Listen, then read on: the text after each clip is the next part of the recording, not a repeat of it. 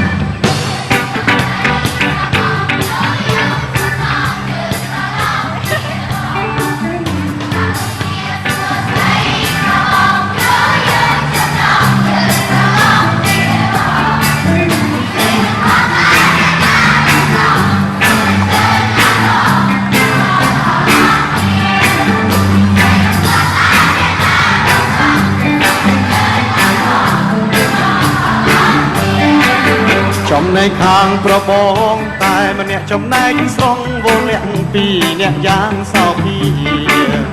ចំណែកខាងប្របងតែម្នាក់ចំណែកស្រង់វលាក់ពីអ្នកយ៉ាងសោភីបងទីមុនថាមិនឈ្នះពុំមានតែបងណាច់ជួបគ្នាសូមប្រឡងសិនហើយបងទីមុនថាមិនឈ្នះពុំមានតែបងណាច់ជួបគ្នាសូមប្រឡងសិនហើយ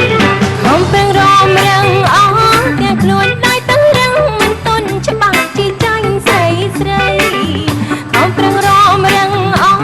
ទាំងខ្លួននៅទាំងរឹងមិនទុនច្បាស់ជាចាញ់ស្រីស្រីចុះអ្នកណាគេទៅថាឈ្នះអីហើយចង់ស្រស់ស្រីបងចង់ចាញ់ហើយចុះអ្នកណាគេទៅថាឈ្នះអីហើយចង់ស្រស់ស្រីបងចង់ចាញ់ហើយ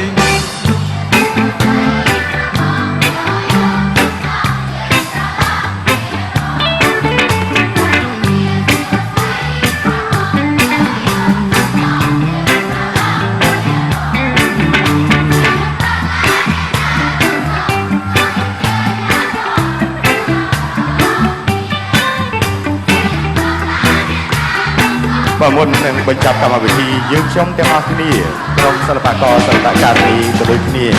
ក្រុមសបាយសូមថ្លែងអំណរគុណដល់ក្រសួងវប្បធម៌និងវិចិត្រសិល្បៈក៏ដូចគ្នាក្រសួងព័ត៌មានដែលផ្ដល់ការគ្រប់គ្រងយ៉ាងពេញទំហឹងដល់កម្មវិធីនៃការប្រគល់ពានរង្វាន់អាណាចក្រតារាឆ្នាំ2013នេះហើយក៏សូមអរគុណដល់ក្រុមហ៊ុនដែលផ្ដល់ការឧបត្ថម្ភធំមានក្រុមហ៊ុន ABC Extra ក្រុមហ៊ុនសបាយ Dell, Sukubusu, Revlon, Vislim, Tualezu, Lumpinpo, និងទស្សនាវដ្តីប្រជាប្រិយ